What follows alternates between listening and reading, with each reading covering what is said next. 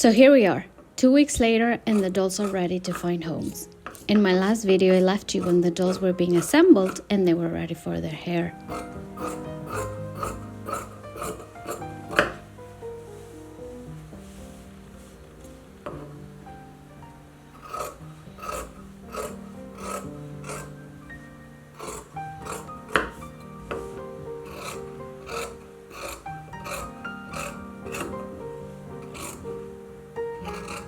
I mentioned I wanted to try a new technique to make doll hair, which involves making little glued wefts and then gluing them to a cap or to the doll's head. I went for the last method, but more on that later in the video. Before I gather enough courage to make their hair, all new techniques involve some anguish as to whether you will mess up the whole thing. Should you just go for the comfortable way of doing the tried and true? While my brain was battling an anxious heart, I went for the part I know well. Sewing doll clothes. I envisioned creamy dresses in off-white pinwheel corduroy, tights, and red boots. Most often, I start from the inside out. That is, I make the undergarments first, then the successive layers. That ensures I'm taking good measurements, taking into account the clothes that are meant to go under a garment. I then started with the tights, which involves first placing the doll on a piece of paper, using a straight line as a center front of the leg and drawing the curves behind the leg. You have to add a bit more fabric near the crotch and then enough fabric to cover the torso and the bum of the doll. But all in all, I'm happy with the fit of the tights on these little dolls. I sewed them in the machine, but I made the waistband by hand using my favorite stitch, catch stitch. I made one in each design, red cashmere, creamy white, and red and white stripes.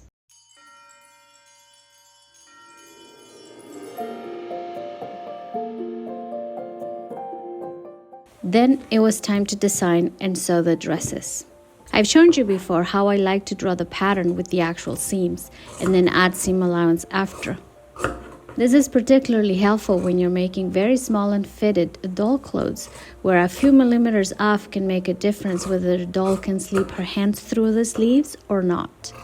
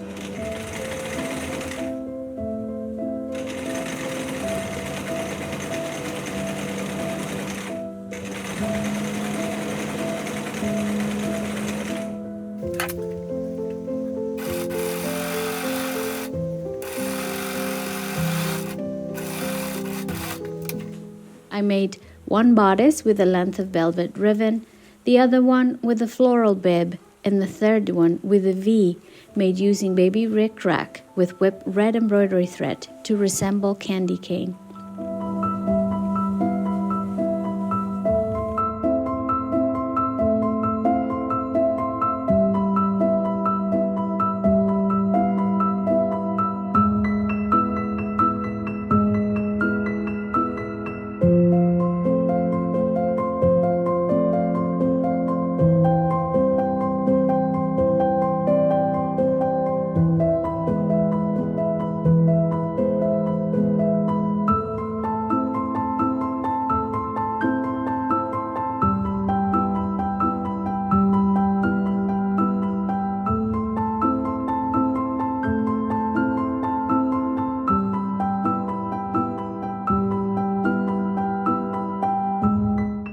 All the dresses have puff sleeves and lined on the bodice. The sleeves close with aged gold beads and some have running stitch embroidery on the sleeve bands. Should we call them cuffs? After sewing the dresses, I realized the skirts cover the legs entirely, and I normally like to make the doll dresses quite long, but this time I needed the dolls to show their boots and chubby knees more clearly, so I doubled the hem again and shortened the dresses this way. Their little red boots are based on my fitted doll boot tutorial and pattern, except I did not use metal eyelets and simplify the back center seam. I made simple eyelets with an awl. I chose brown Melton wool for the soles, lightweight wool for the uppers, and I lined them with white cotton.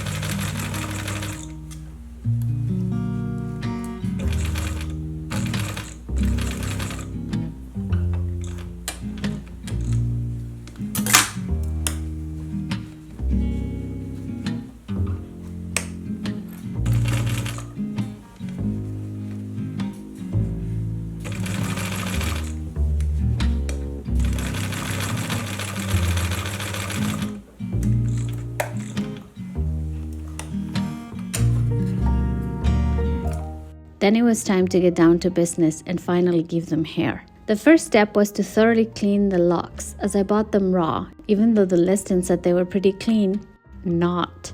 And then once clean, I separated the locks into very small curls. If you're interested in seeing how I clean and wash wool for doll hair, let me know in the comments and I can make a video for you.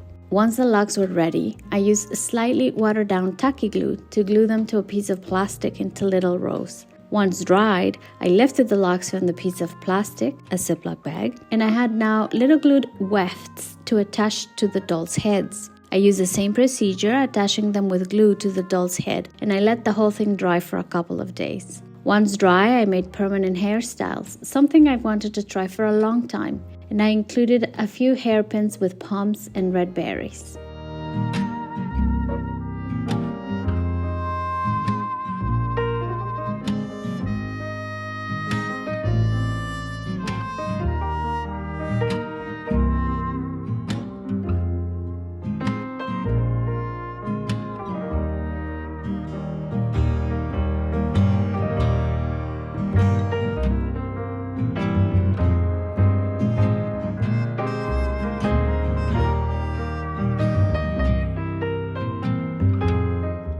These 3 dolls are part of my Christmas doll collection, which I called the Peppermints.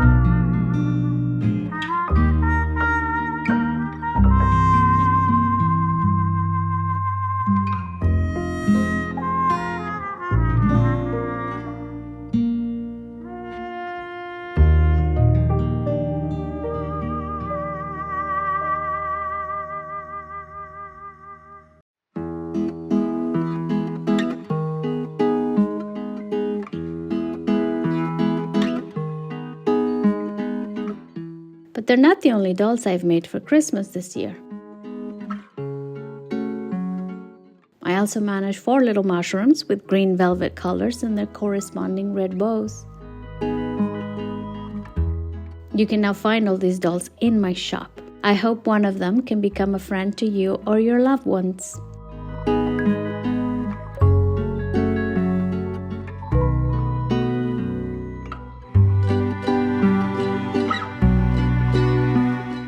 There is a very cute story coming to the channel in my doll making vlog in a few days. It involves the origin story of the Peppermints by their loving creator, Miss Alva Novak.